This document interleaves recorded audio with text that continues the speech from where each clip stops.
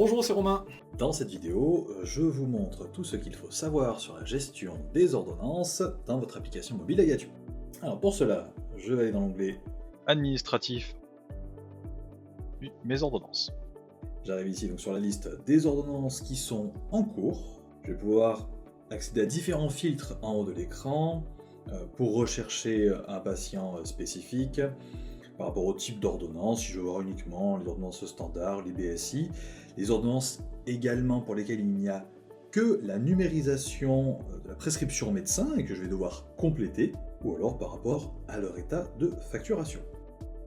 Dans cette liste, en appuyant sur une ordonnance, j'accède aux détails de celle-ci, tout ce que j'ai rentré, l'ordonnance score qui a été numérisée au préalable, et différents indicateurs avec également différentes actions possibles en bas de cette ordonnance, la facturer, la clôturer, ce qui va supprimer tous les actes non facturés, ou renouveler celle-ci.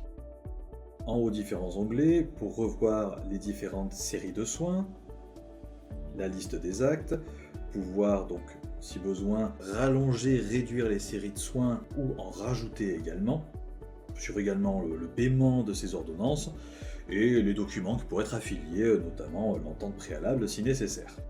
Je reviens sur la liste des ordonnances. En faisant un slide de droite à gauche de l'écran, je peux soit clôturer l'ordonnance si celle-ci est partiellement facturée, ou si j'ai créé une ordonnance en doublon par erreur ou quoi que ce soit, et qu'elle n'est pas facturée, à ce moment-là, cela me proposera de la supprimer totalement. Dans cette liste également, je peux voir différentes icônes, différents pictos, qui vont m'indiquer visuellement un peu l'état de mon ordonnance. Le premier avec un cœur, si celui-ci reste grisé, cela signifie que l'ordonnance n'a pas encore démarré. En jaune orangé, cela signifie que les soins ont démarré.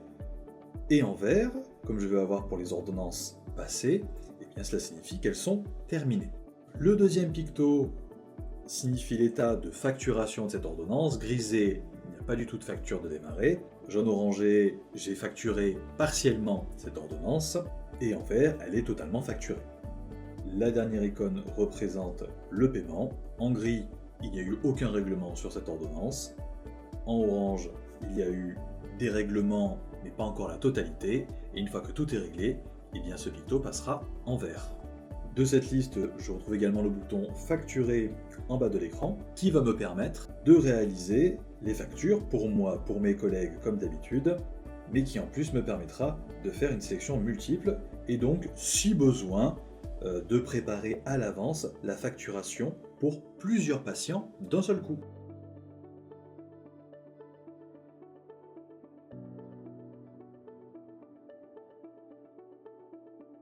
Vous savez à présent tout ce qu'il faut savoir sur la gestion de vos ordonnances dans l'application mobile.